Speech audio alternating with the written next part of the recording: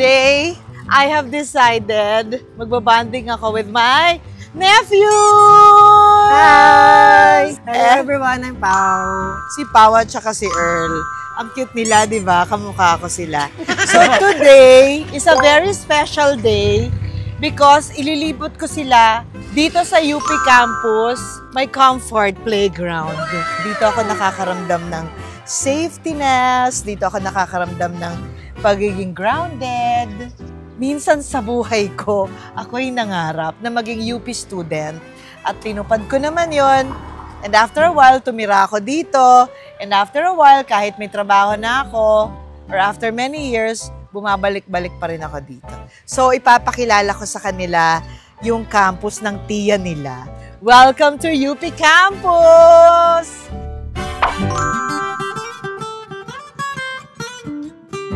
So, first stop, we are walking along residence halls.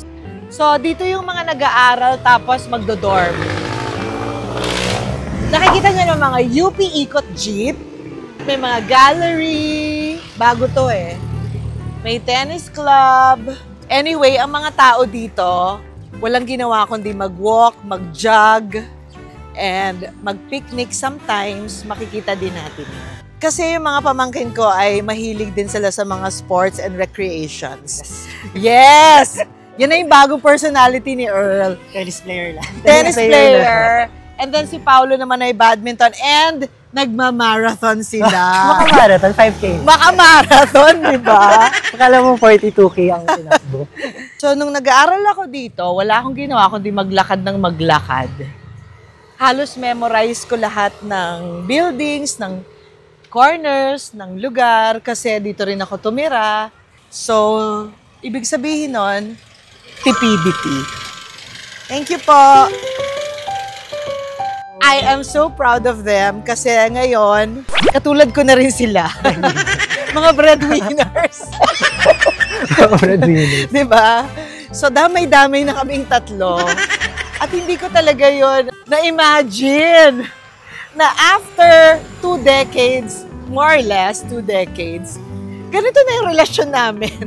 Nagkakaintindihan na kami sa mga purpose namin sa buhay. But most of all, ang sarap nila kasama, lalo na sa mga ganitong activities na, tara, ano lang, chill-chill lang tayo, sports. I really appreciate these kinds of bonding with my nephews. O, diba? Eh, kung need nyo yung number nila, mag-DM lang kayo sa akin. Or just write your comments below. Number talaga nila. IG na ngayon. Kung gusto nyo IG. Oh, may IG na. IG na yung uso talaga. ngayon. Oo nga pala. So nakikita nyo naman sa structure ng mga architecture. 50s pa yung design. Mga ganyan. Hindi pa talaga modern. Which I really like. Marami na ring changes through the years. Katulad dito sa area na to, before, nandyan yung UP Shopping Center. Paborito ko yung UP Shopping Center kasi dyan ako nagpapa-photocopy, dyan ako nagpapa-bookbind, dyan ako kumakain ng mga tipidity na meals. Yung dati ay talagang 50s pa yung design na parang one floor lang talaga, tapos mga gawa lang sa kahoy minsan, ganyan, tapos mga booth.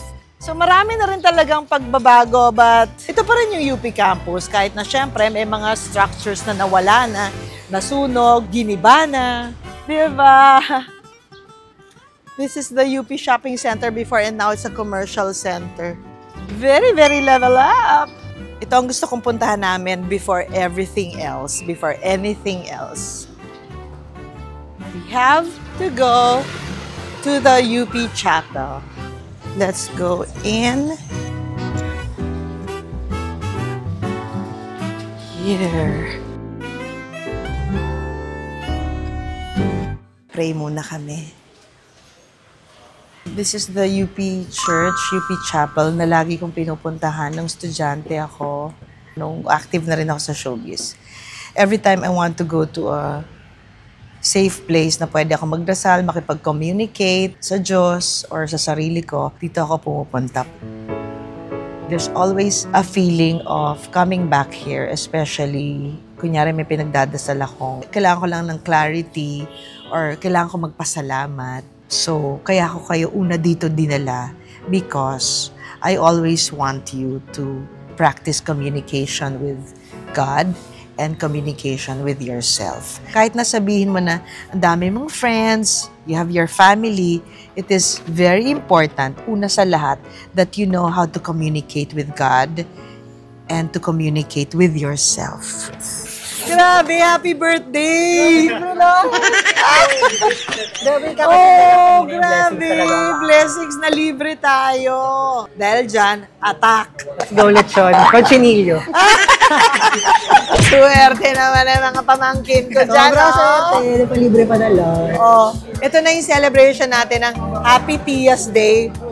Parang Mother's Day for me, di ba? And Happy Pamangkin Day. Thank you po. Love you. Chef Wenny, thank you so much. Wala naman po. Thank you po. So, every weekend daw po ay meron ditong breakfast and lunch buffet, dear subscribers. So, don't miss. Please try. I think this could be the most affordable buffet in Quezon City. Presko ang lugar, pet-friendly, budget-friendly, family-friendly, friendly. Wala nang hahanapin pa. Breakfast is $5.90, lunch is $8.90, and if you have your student ID, you have 5% discount. If you have your alumni ID, you have your 10% discount. So, tara na dito sa UP Hotel. Affordable, fresh na mga pagkain at fresh area na pwede niyong mapuntahan sa Quezon. Ito talaga, the best. Thank you, UP Hotel! I love my campus! It's the Mother's Day month. Month yan. Month-long celebration talaga ang Mother's Day. And this is my take ko as a woman, you know, na mothering. Samahan niyo ako. Gusto kong ma-discover. Ano na ba nangyari sa mga pamangkin ko this time? And I really, really love my nephew. So, ngayong month of Mother's Day, let's celebrate. And we are here at Art Circle. Makikita nyo dito sa UP campus. And they sell art pieces. I would like to thank Award. Come inside. And you will see the most beautiful art here. My nephews. Okay, 1998 ka pinanganak. Graduate na ako dito sa UP nung pinanganak ka. Oh my God! Kasi hindi kami magkakasama ng bahay. College pa lang ako. I already had my own place here in UP, courtesy of Chris Martinez. During that time, masyadong chaotic ang family situation. I'm a product of a broken family. And it's a reality na hindi namin tinago sa kanila ever. Remember, nagmi-meet tayo once in a while with your mother, with your papa, sa labas lang. Wala pa akong parang knowledge na artista pala siya. Parang ano lang siya. Sino ba to? That's a very nice topic. Parang ba kinikita ko once a year? Once a year lang ba? Baka once. Todo na yung twice, siguro. Talaga? Oh my God. Nag-ano lang siya sa akin, kailan ba? Parang artista pala siya. Siguro, parang nagkaroon ng... Nung sumikat ka na. Oo. Tinidora. Correct. Paano ang dating sa inyo ng merong tiya na artista, na napapanood, ganyan, na ika nga sikat, ganon. Ikaw naman, Earl. Parang I realized when I was in high school, some of my friends will tell me na, uy, tita mo pala si ganito, si ganyan. I felt the support and everything kasi. So parang super naging proud. And then I was like, every time I talk to my friends, parang kita-kita kami, ganyan. So medyo bored na eh. So parang, guys, tita ko nga pala siya. Parang kung naging conversation. Uy, alam niyo ba, pamangkin ako ni Eugene. Pag wala na kayong topic, uy, by the way, pamangkin ako ni Eugene Domingo. Ayun na, magsisimula na. Maganda rin naman palang effect kahit mama. Explain ko lang kung bakit sinabi mo kasi, sino ba itong once a year lang natin nakikita? Real talk. Kasi family tayo di ba? Kami, ng papa nyo, dalawa lang kami magkapatid. Okay? Tapos ang lola ninyo at ang lolo ninyo ay hindi talaga sila mag-asawa. Kumbaga kami ay second family. Needless to say, wala tayong kakayahan. That is why If there is one thing that I would be so thankful for, is that your lola and your lolo really put into my mind that I have to study.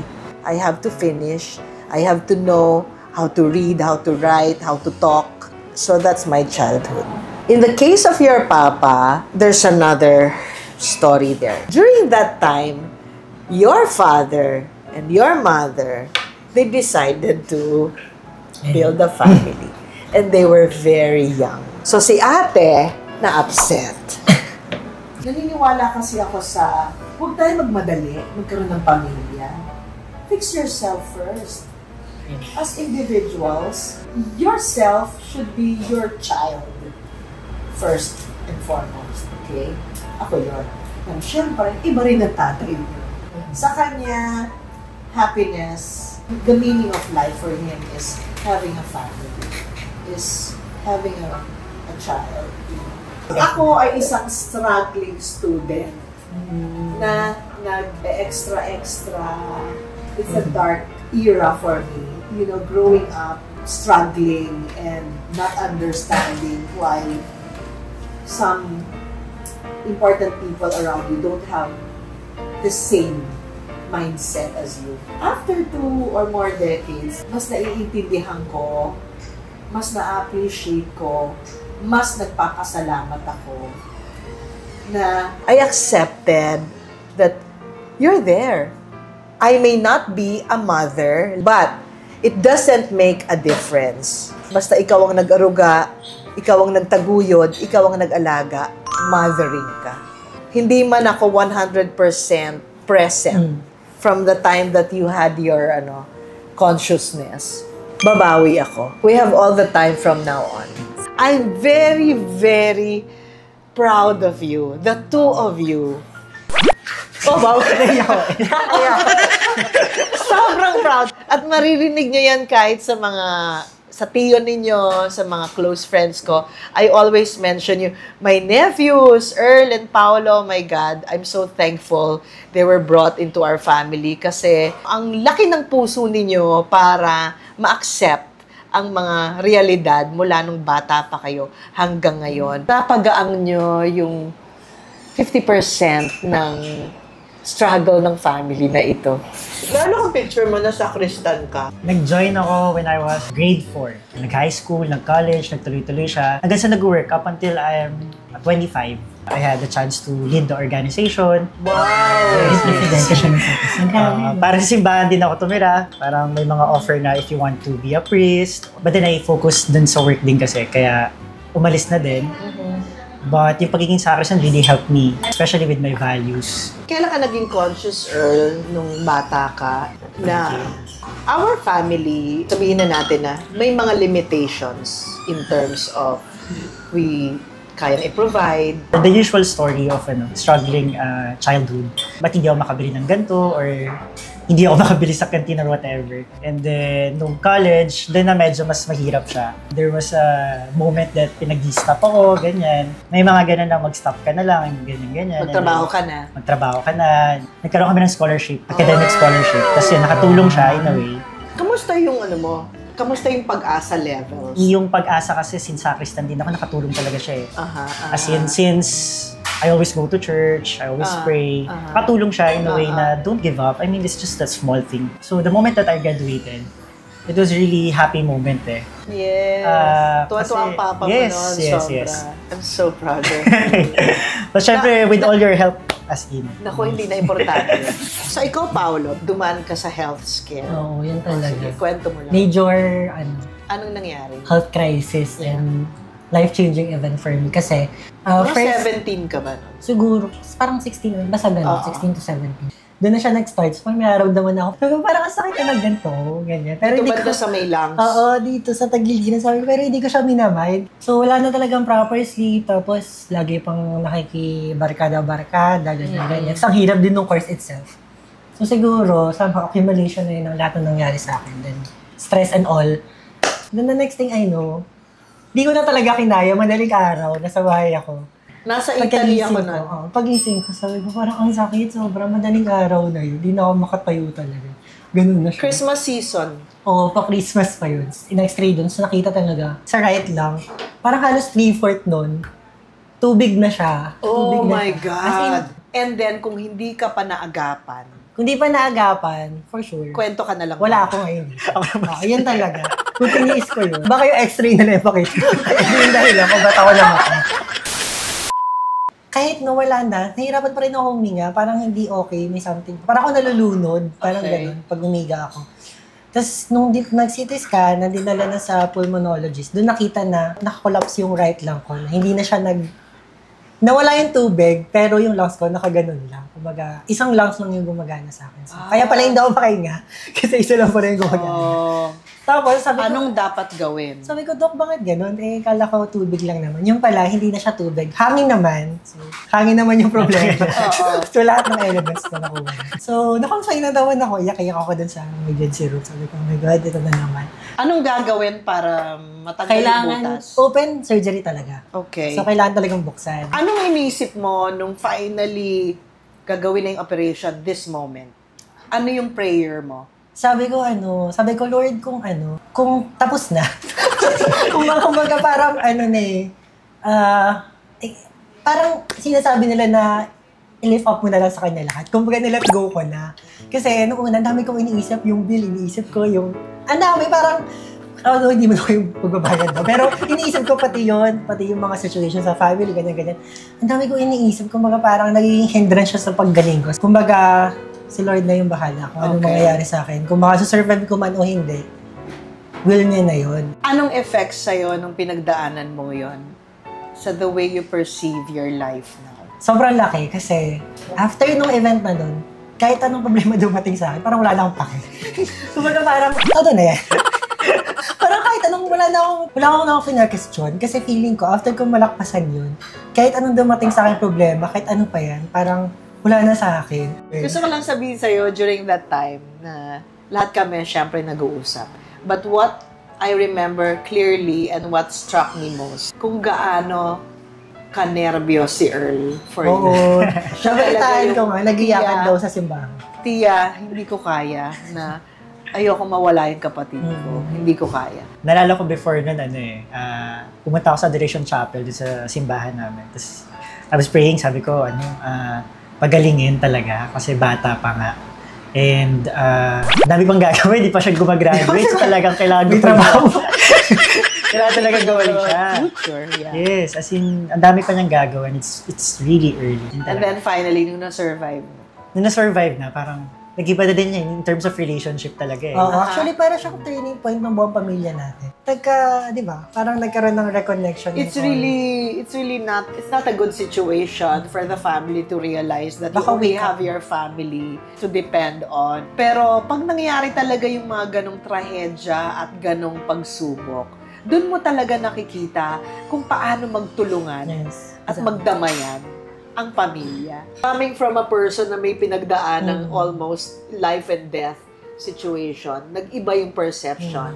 And from you coming from that moment na nasa harap mo talaga yung could be your best friend. I'm sure he's your best friend. Yes. A brother and a best friend. Best friend kami nga sa Diba? Kami nag-aaway yun. Oo.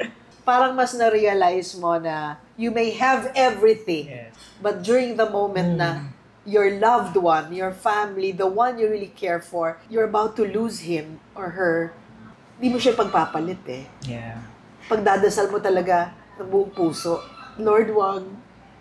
Siya talaga yung pinakamahalaga sa akin, sa totoo lang. So I'm happy na realize niyo. Sana wag nang dumating yung mga ganong trahedya. And at this point na nakagraduate na kayo, ano pang mga pangarap ninyo? Madami pa talaga gustong gawin eh. Parang, I wanna learn new hobbies, new sports. You want to enjoy your life? Yes, really wanna enjoy my life. And then I want to travel. Explore more. Most importantly, peace of mind talaga. As in, I'm 28 now. How to learn to take care of yourself is really important. Ikaw, Paolo. Ganun ang sagot niya. Parang hindi ko kayang sapawan yung ganun. Ano na yung mga activities mo ngayon? Sabihin mo. Ayun na. Ang dami kong tinatry ngayon. Nag-badminton ako, nag-running ako. Yay! Sabi rin ng doktor sa akin, after na operation, kailangan ko talagang ayun yung sarili ko. Dahil nga, ang pet ko kasi talaga dati as in. Yun ang number one na reason kung bakit nagkasakit ka ng ganyan. Kasi nga, pinabayaan ko. So, may yun. mga plano ka ba? Ngayon, gusto kong sanang mag-business kasi nga, yun, nag-start kami ng business ng friends ko. So parang gusto ko sanang i-explore pa yung business side. Other than that, syempre yung traveling, lagi kong priority. Ang saya niya eh. Kapag nakakita ko ng mga bagong bagay and then new places to explore. Yun. And then, yun, sabi ni Kuya din, peace of mind. Peace of mind talaga yung pangarap natin, yung contentment. Kaya sana dumating siya. Kasi okay naman eh, di ba? Okay naman yung buhay in general. You just have to appreciate yung things that you have. Rather than to look something that you don't have. Balay! May mess daw, gumaling. Yay! Game time! Bagong-bagong, never have I ever. At saka, would you rather? Would you rather mas stuck sa rom-com movie kasama ang worst enemy mo o sa horror movie kasama ang best friend mo? Oh my God! Matatakotin talaga ako eh. I would rather I'll be in a rom-com movie with my worst enemy. Ako na lang mag-a-adjust. Would you rather magkasungay? Kaya na ba yung nabubunod? Pili ko magkabuntot kasi pag buntot pwede ko matago. Pag sungay, wala eh. Kahit anong makikita pa din. Saka depende. Depende sa design. Would you rather lumakad ng patalikod patras or gumapang ng paabante? Ngayon pa talaga. Ngayon pilay ako. Ngayon pilay ka. Very timely. Ano ako gumapang ng paabante para lagi tayo move forward. Wow, kahit nagapang, no? Parang philosophy. Another round. Never have I ever gumawa ng bagay to impress someone. Aba, of course. Lalo na nung estudyante ako, I make sure talaga na if I do something, I will impress my mentor, Tony Mabesa. So, kahit nasabihin mo na, importante, masaya ka sa ginawa mo, kahit ano pa yan, ganyan-ganyan. Hindi. You have to impress the judges. It's a yes. Would you rather may $1 million or million friends? Ang $1 million. So, hindi ko kailangan mag-isip. Kanina, sabi mo, Friendly ako pero pera kasi ito eh. At dollars pa. Never have I ever maramdaman hindi ako belong. Grabe pa yun sa'yo, parang profound lagi. Anyway, for sure naman naramdaman ko na yun. Pero parang I'm at this age kasi you're trying to look for people. And eventually, pag hindi yun akma sa'yo, nilalayo mo na din yung sarili mo. Would you rather bumalik sa past or pumunta sa future? Today, I am starting a very good memory with you that I will carry on to the future. Because everything is really just connected, you know. What's important is today. And then in the future, that will be a past and you will remember no regrets. Just forgiveness, just appreciation, just giving, just loving, just mothering. It's a yes. It's a yes. Thank you! I want you to choose an art piece around here where we are now that touches you. Hindi ko ireregalo kasi mahal. Let's choose an art piece that connects to you and if you can, explain and tell me why. I just want to know more of you, your choices by the art that you choose. Okay. Ang napili kong artwork, ito. Kasi ganito talaga ako eh. Ito sa yung shape ng katawan. Nakikita, di ba? Kapes na kapes. Kasi yung mga elemento dito ay gusto ko. There's music, there's Danilo, makaalandi. There's Danilo playing music. Gusto ko yung ganito. Gusto ko yung may kasama ako and we enjoy music. May art around us. Ganyan, na medyo may pagka-European eme. Na gano'n. Somehow, ito yung nakakonect sa akin because nag-enjoy. Feeling ko, I could be there. Ako, ito. Nature kasi. Hilig talaga ako sa ganitong mga view, yung mga trees and ito parang Sapa? Sinisimbolize niya kasi as you can see, itong babae, parang ano lang siya. Naked. Therefore, parang Yeah. parang wala siyang pake. Yeah. Kasi nasa ano lang siya, sobrang simple lang. Right. Yung setting. So, in life, guys in life, gusto ko ganun din ako. Kumbaga, I let go of all the parang consciousness. Ayoko maging self-conscious and all. One with nature. Kumbaga ganun. Ganda nga. Ako this one. I mean, respect to the artist. Very great. Parang, ang dami kasi nangyayari to your surroundings. Parang, pero, always remember you have to be the main character of your own story. Tapos lahat yung background lang. May character. Kaya, Yes. Nasa main, ano talaga. Nice!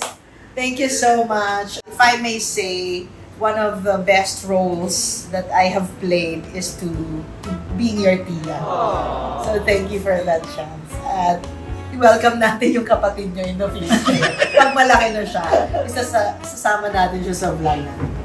I'm very, very proud of you and thank you for this time. We love you so much. Thank you! Thank you!